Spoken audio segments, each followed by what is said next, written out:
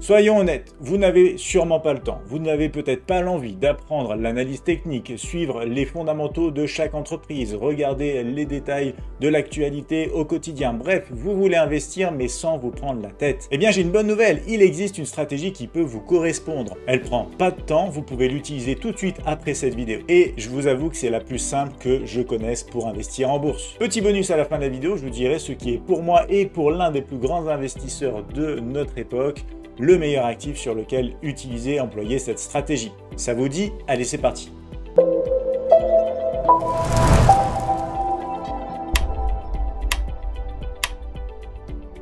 Prendre les bonnes décisions en investissement reste l'un des plus gros challenges pour beaucoup de monde et c'est bien normal. Il y a tellement de facteurs possibles à prendre en compte.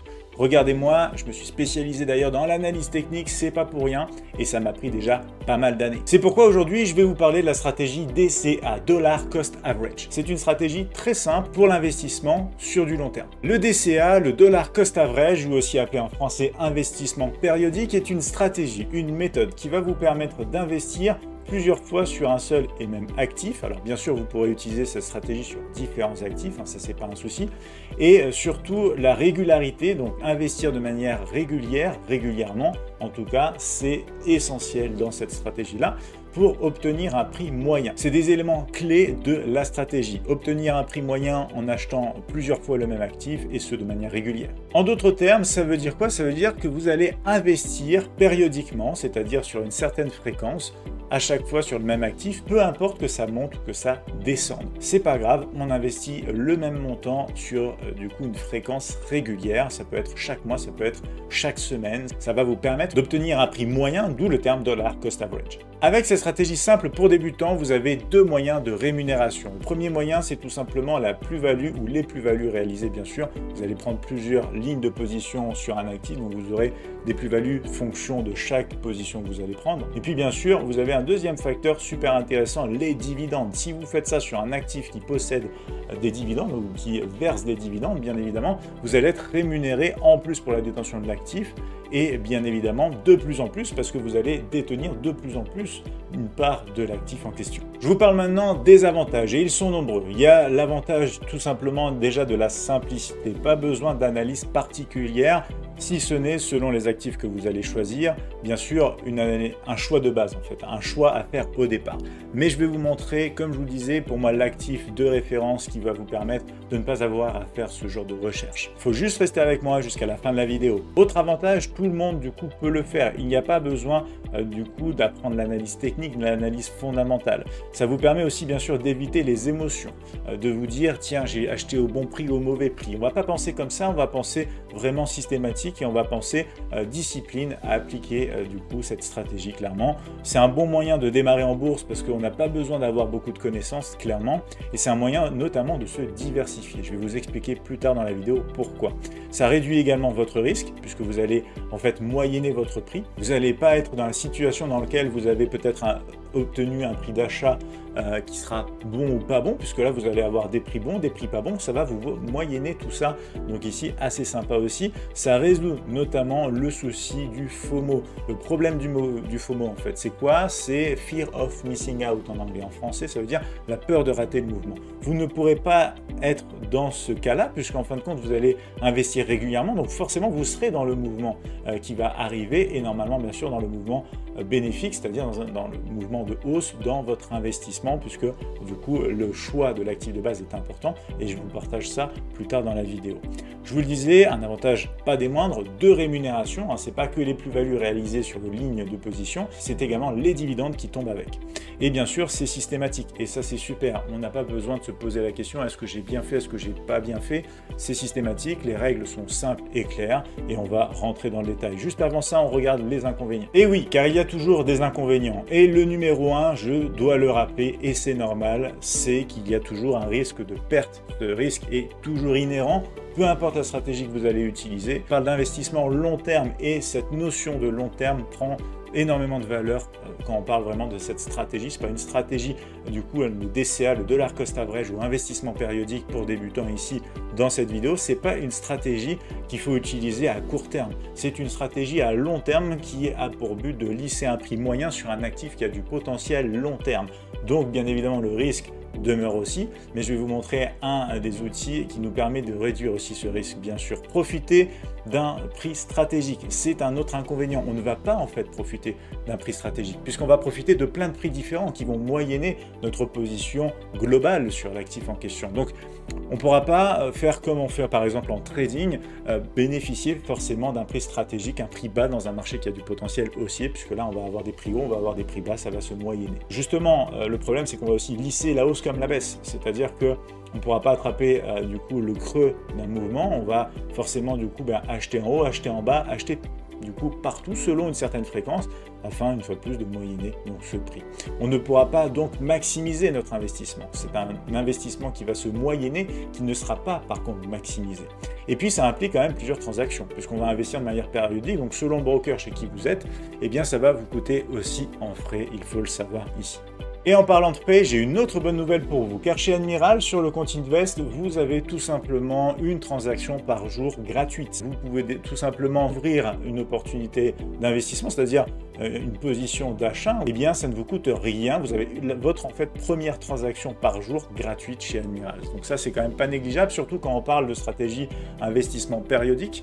Vous allez voir les fréquences dont on va parler, c'est super avantageux pour ceux d'entre vous qui souhaitent faire ce genre de stratégie. Alors investir périodiquement, d'accord, mais sur quel actif? Alors justement ici on a différentes classes d'actifs, on a les actions, donc il y a bien sûr des actions à dividendes, des actions à forte croissance potentielle, des actions sous-évaluées, il y a beaucoup de choses disponibles et du coup à exploiter dans le secteur même des actions, mais on a aussi les ETF sur indices, sur matières premières, sur du coup pas mal de choses également. Donc c'est les deux familles principales ici, les actions bien sûr et les ETF que vous retrouvez donc sur le compte Invest chez Admiral, disponible bien sûr aussi. Investir avec le DCA ou l'investissement périodique, ok, mais comment, concrètement comment? Vous avez en fait deux solutions. Soit vous allez avoir la version un peu numéro 1 et version vraiment standard du DCA. Vous allez choisir une fréquence sur laquelle vous allez justement du coup investir régulièrement sur les marchés et vous allez vous arrêter à ça.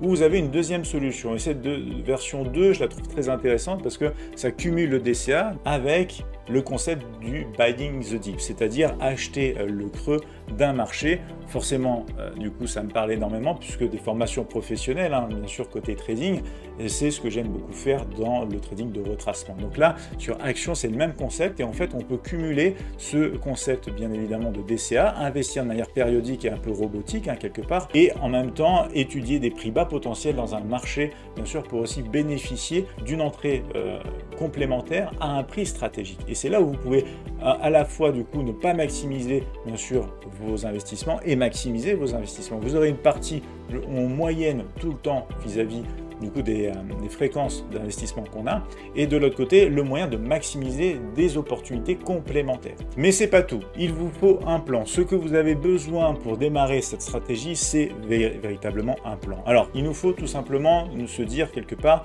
combien je suis prêt à investir, par exemple 100 €. À quelle fréquence? Est-ce qu'on parle d'une fréquence d'investissement de 100 € tous les mois, toutes les semaines, ou peut-être chaque année? Ça, c'est fonction bien sûr du montant que vous avez à disposition et bien sûr également notamment de la fréquence à laquelle vous voulez investir pour moyenner plus rapidement ou moins rapidement justement votre dollar cost average sur l'actif en question. Donc bien sûr, ensuite, bien sûr, il vous faut l'actif. L'actif, est-ce que c'est une action, est-ce que c'est un ETF, etc., etc. Donc votre plan doit contenir à la fois le domaine du risque, combien votre investissement va représenter. Vous pouvez par exemple avoir un investissement annuel que vous allez diviser par mois ou même diviser par semaine et vous allez avoir votre fréquence avec le montant correspondant à investir chaque semaine sur l'actif que vous aurez choisi. Il est maintenant temps de passer sur des exemples concrets, c'est là que ça devient d'autant plus intéressant. Et pour ça, on se retrouve sur la plateforme TradingView sur une action très connue. C'est l'action sur laquelle d'ailleurs Warren Buffett est le plus lourd, hein, c'est-à-dire la plus grosse partie de son portefeuille qui est à l'intérieur même et investi, je devrais dire, dans l'action Apple.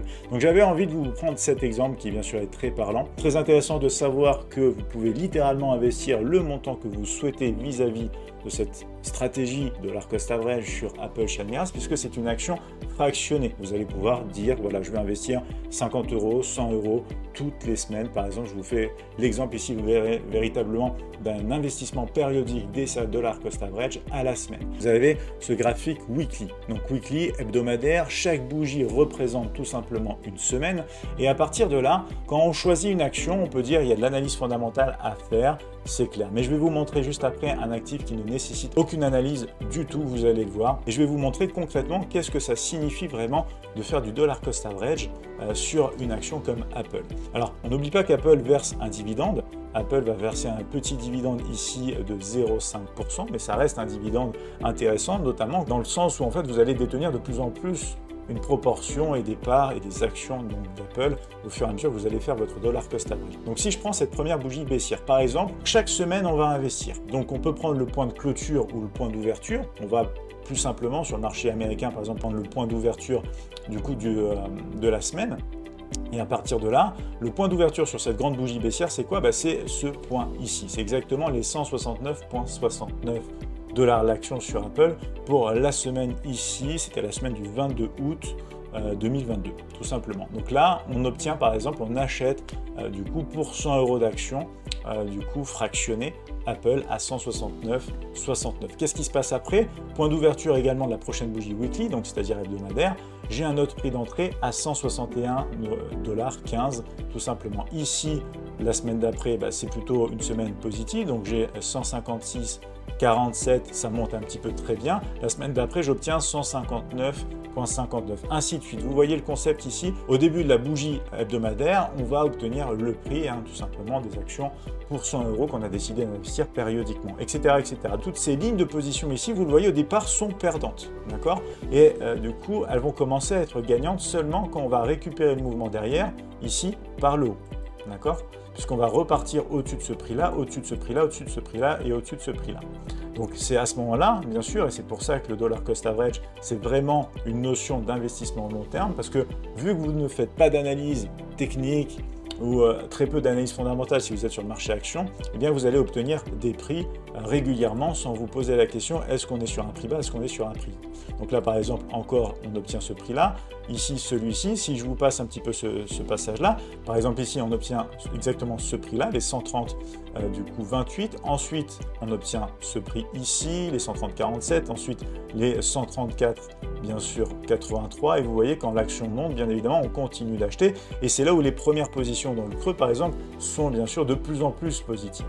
Donc clairement, pour que ce soit clair pour tout le monde, on regarde pas vraiment ce qui se passe en termes de hausse ou de baisse, on achète périodiquement, donc forcément les prix qui sont désavantageux, il faut attendre dans le temps que l'action soit croissante pour que ce soit gagnant, et quand on obtient les prix de manière systématique aussi dans le creux, eh bien là on est du coup beaucoup plus gagnant rapidement aussi. Et tout ça, ça se moyenne en fait. Et c'est ça le dollar cost average par exemple sur une action comme Apple. Et c'est l'heure du bonus. Je vais vous montrer immédiatement et je vais vous expliquer pourquoi on a un actif favori pour ce genre de stratégie, selon Warren Buffett, selon bien sûr la logique et pas mal de petites choses. On regarde ça tout de suite. Et cet actif, c'est tout simplement un ETF qui réplique le S&P 500. Il y a une célèbre citation de Warren Buffett: In my view, for the most people, the best things to do is to own the S&P 500 Index Fund. La meilleure chose à faire en termes d'investissement, c'est d'investir sur un indice boursier comme le S&P 500. Alors, si vous vous posez la question, pourquoi? C'est simple, je vais vous montrer ça. Ici, on a tout simplement sur Yahoo Finance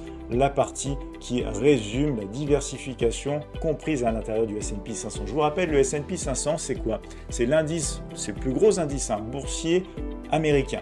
Donc ça comporte 500 actions. Vous en doutez, dans ces 500 actions, il y a de tout. Du secteur des matières premières, on va avoir aussi des entreprises qui sont plus orientées sur la consommation, sur les services financiers, sur l'immobilier, sur la santé bien sûr aussi, sur les matières premières, je vous le disais, l'énergie, l'industrie, la technologie. Il y a beaucoup de choses ici inclus dans le S&P 500. Donc à partir de là, c'est un indice en soi qui est déjà diversifié. Vous n'avez pas besoin d'aller chercher plusieurs actions pour faire votre stratégie DCA afin de diversifier votre portefeuille. La diversification se trouve en plein dans l'indice S&P 500. Donc ici, c'est pour ça qu'on a notamment beaucoup plus d'intérêt en fin de compte à faire ce genre de stratégie sur un actif diversifié et unique comme un ETF du S&P 500 qui va répercuter l'évolution de tous ces secteurs. Et comme on le voit historiquement parlant dans le temps, bien évidemment, le S&P 500 a connu connu une croissance bien sûr positive, malgré les crises où il y a eu du repli. À chaque fois, on revient et on continue de progresser, et étant donné la croissance de l'économie américaine,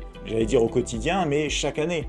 Donc à partir de là, ici, très intéressant déjà de bien comprendre le pourquoi du comment du discours ici que tient Warren Buffett. C'est parce que c'est tout simplement un actif en soi diversifié. Il possède et il réplique en fin de compte quelque part le comportement de ces 500 actions. Donc forcément, il y a des actions sur lesquelles ça se passe bien, d'autres où ça se passe mal, mais de manière générale, ça se passe plutôt bien sur le long terme. Attention, les performances passées ne sont pas une indication des performances futures, mais on voit les marchés boursiers évoluer depuis et de manière historique en positif quand même. Je vous le montre d'ailleurs directement depuis la plateforme Invest ici chez Admiral sur MT5, c'est du coup l'ETF XSPU. C'est un ETF donc, qui traque le S&P 500. Vous voyez par exemple à l'heure actuelle, du coup il est aux alentours des 86,31 $. Et du coup, à faire le dollar cost average semaine après semaine, on obtient des bons prix, des mauvais prix. Tout ça, ça se moyenne dans le temps puisque le potentiel long terme de l'actif en question est censé bien sûr être positif. Donc là, c'est un élément de diversification en un seul instrument, ce qui est quand même super pratique. Vous en savez désormais plus sur la stratégie d'investissement périodique appelée DCA. Pour débutants, une stratégie très pratique, très simple. N'hésitez pas à vous abonner et à liker parce que dans la prochaine vidéo, je vais vous montrer exactement quand commencer votre stratégie DCA et notamment comment le faire avec un outil qui vient d'arriver chez Admirals qui va vous simplifier la vie.